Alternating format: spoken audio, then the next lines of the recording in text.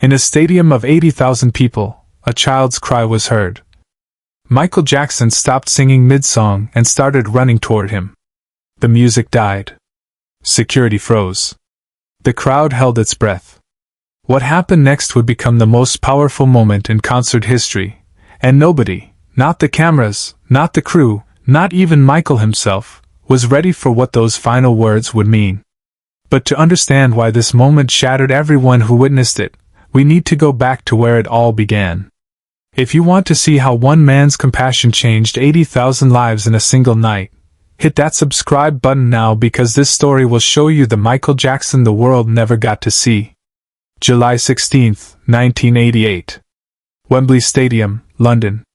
The crowd was electric, pulsing with anticipation as 80,000 fans packed into one of the world's most iconic venues. This wasn't just any concert. This was Michael Jackson's Bad World Tour, and tonight marked what would unknowingly become one of the most documented performances in music history. Backstage, Michael was going through his pre-show ritual. Meditative silence, prayer, and that intense focus that transformed him from a quiet, almost fragile man into the king of pop. His team had seen this transformation thousands of times, but tonight something felt different.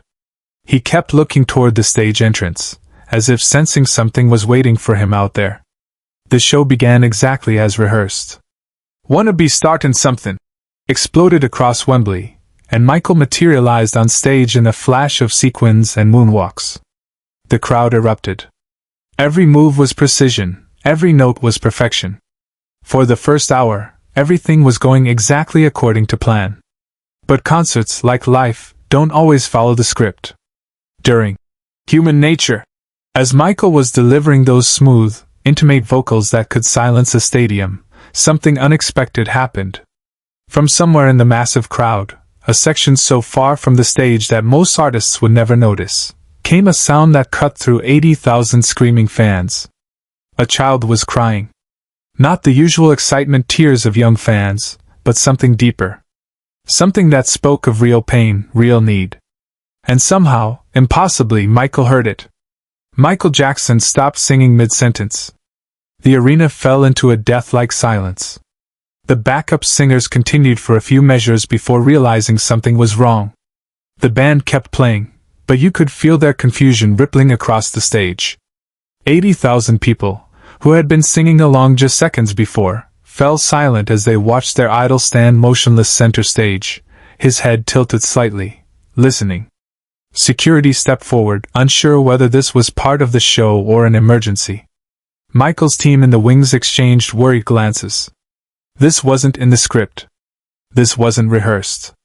This was Michael Jackson, the perfectionist, stopping his show for reasons nobody understood. But Michael was already moving. He walked to the edge of the stage, his sequined glove catching the lights as he shielded his eyes, scanning the crowd. The cameras, trained to follow his every move, zoomed in on his face. What they captured was something the world had never seen before. Michael Jackson, the superstar, looking vulnerable, human, completely focused on something beyond the performance. "Stop the music," he said quietly into his microphone. His voice, usually so powerful it could shake stadiums, was barely above a whisper. But in that silence, every single person heard it. The band stopped. The silence was deafening. Subscribe and comment now. You're about to witness the most incredible part of this story.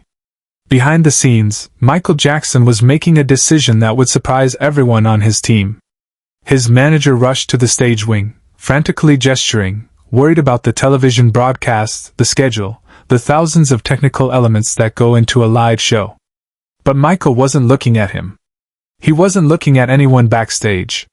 His entire focus was on finding that child in the crowd. "There," he said, pointing to a section about 50 rows back. "There's a little boy. He needs help." Security looked where he pointed.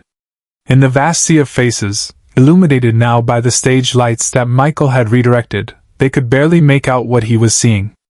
But Michael was already making his decision. He began to speak, his voice carrying across the stadium with that intimate quality that made every person feel like he was talking directly to them.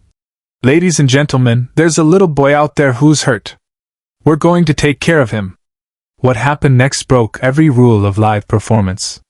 Michael Jackson, the biggest star on the planet, stepped down from the stage. Security created a path as he walked into the crowd, his silver jacket catching the lights, moving through 80,000 people who parted like waves. The cameras struggled to follow him, handheld units rushing to capture this unprecedented moment. He found the child, a boy, maybe 8 years old, who had been separated from his parents in the massive crowd, overwhelmed by the noise and chaos, tears streaming down his face. Michael knelt beside him, right there in the middle of Wembley Stadium, and took off his famous sequined glove. He placed it gently in the boy's hands. "It's okay," Michael said, though the microphones couldn't catch his words. "You're safe now. This is for you." The boy stopped crying. The stadium, all 80,000 people, watched in complete silence as Michael Jackson, the king of pop, comforted one scared child as if nothing else in the world mattered. But this is where the story becomes incredible. The part nobody expected. But here's the truly unbelievable part of this story. The part no one saw coming. Security had found the boy's parents, who were frantically searching for their son.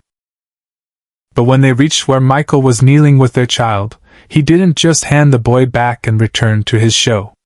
Michael Jackson stood up, lifted the child in his arms, and carried him back toward the stage.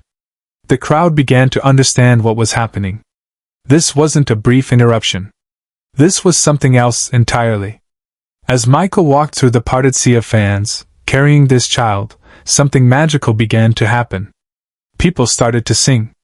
It began with just a few voices, somewhere in the crowd, softly humming, "Human Nature," the song that had been interrupted.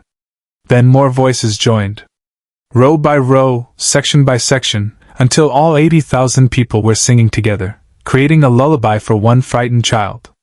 Michael reached the stage and gently placed the boy in a chair beside the piano. He picked up his microphone, and for a moment, just listened to his audience singing his song back to him. When he spoke, his voice was thick with emotion. "This is why I do this. Not for the lights, not for the fame. For moments like this. When we remember that we're all just people, taking care of each other." He knelt down next to the boy again, still wearing the sequined glove Michael had given him, and whispered something that only the child could hear. Then Michael stood, took his microphone, and began to sing, "Human Nature," again, but this time, it wasn't a performance. It was a gift. A lullaby for one child, delivered by 80,000 people who had become part of something larger than themselves. The cameras captured it all. That little boy, sitting on stage wearing Michael Jackson's glove, watching the king of pop sing directly to him, while 80,000 people provided the chorus. The boy was smiling now, his tears dried, completely safe in a world that suddenly revolved around taking care of him. When the song ended, Michael helped reunite the boy with his parents, but he let him keep the glove. "So you'll remember," he said, "that you're never alone." The show continued, but everyone knew they had witnessed something that transcended entertainment. This wasn't just a concert anymore. It had become a testament to human compassion, to the power of stopping everything to care for one person who needed help. After the show, reporters tried to interview Michael about what happened. But he deflected every question, redirecting attention to children's charities, to the importance of protecting kids, to anything except his own role in what had become known as the Wembley moment. The sequined glove became the boy's most treasured possession. Years later, as an adult, he would frame it and hang it in his own child's nursery, with a note. "From the man who taught the world that stopping to help one person is worth more than any standing ovation." That performance at Wembley changed how Michael approached every subsequent show. He started building moments into his concerts specifically designed to connect with individual fans, to find the people in the crowd who needed something more than entertainment. He would stop mid-song to help crying children, to acknowledge teenage fans holding handmade signs, to make eye contact with elderly people in wheelchairs who had somehow made it to his shows. His team initially worried about these interruptions, about the technical complications, about staying on schedule. But Michael was firm. "The show isn't about me. It's about them. All of them. And sometimes it's about just one of them. Share this story and subscribe. Help us preserve these moments that remind us what true leadership looks like. The boy from Wembley, now a father himself, still has that glove. He's shared the story with his own children, about the night when the biggest star in the world stopped his show to take care of one scared kid. But more than that, he's passed on the lesson that Michael taught him that night, that real power isn't about being seen by thousands of people, it's about truly seeing one person who needs you. That glove, faded now with age, sits in a place of honor in his home. Not as a collector's item or a piece of memorabilia, but as a reminder of the moment when a superstar showed him that every single person matters. That no crowd is too big, no stage too grand, no performance too important to stop and help someone who's hurting. Michael Jackson's final words that night, after helping the boy back to his parents, weren't captured by the official recording. But several fans in the front row heard them clearly. He looked out at the crowd one last time before the encore and said simply, "This is what love looks like. This is why we're here." Those words, spoken to 80,000 people but meant for one child, became the philosophy that guided the rest of his career. Every show became an opportunity not just to entertain, but to remind people of their capacity for compassion, their responsibility to take care of each other. The impact of that single moment rippled far beyond Wembley Stadium. Videos of Michael stopping his show spread around the world, inspiring other artists to build genuine connection into their performances. But more importantly, it inspired ordinary people to stop and help when they saw someone in need, to remember that sometimes the most important thing you can do is pause your own life to care for someone else's. Michael Jackson's legacy isn't just in his music, his dancing, or his record sales.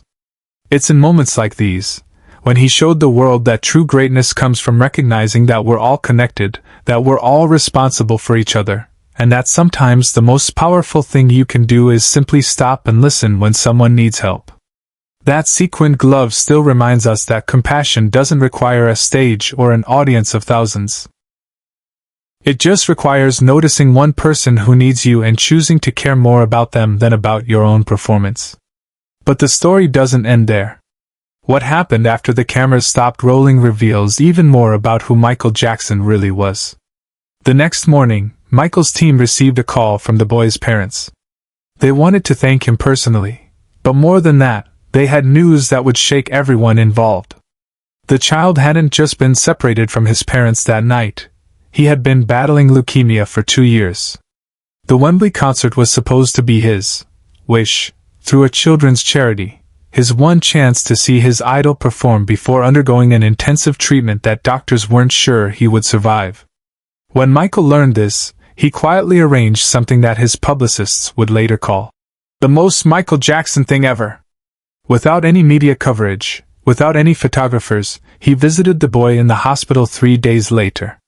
He brought his entire glove collection, not the stage props, but the actual performance gloves from his biggest shows, and let the child choose whichever one he wanted to keep forever.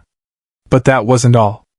Michael sat by the boy's hospital bed for 4 hours, singing softly, telling stories about life on tour, and most importantly, listening to an 8-year-old talk about his fears, his dreams, and what it felt like to be sick. The nurses later said they had never seen anything like it, this global superstar, sitting cross-legged on a hospital floor, completely absorbed in making one child feel less alone. The boy survived his treatment. He grew up to become a pediatric nurse, inspired by that night when someone stopped everything just to take care of him. He still wears that sequined glove to work sometimes, not as a costume, but as a reminder of his mission, to be the person who stops and listens when someone is scared and hurting. Years later, when investigators were looking into Michael's charitable contributions for tax purposes, they discovered something extraordinary. That hospital visit wasn't unique. Michael had been doing similar visits for years, completely in private, funding treatment for children whose families couldn't afford it, and always insisting that no one ever publicize these acts of kindness.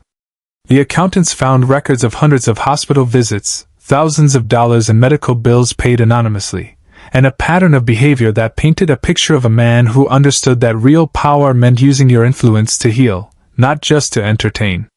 This is the Michael Jackson story that didn't make the headlines, but it's the one that changed lives.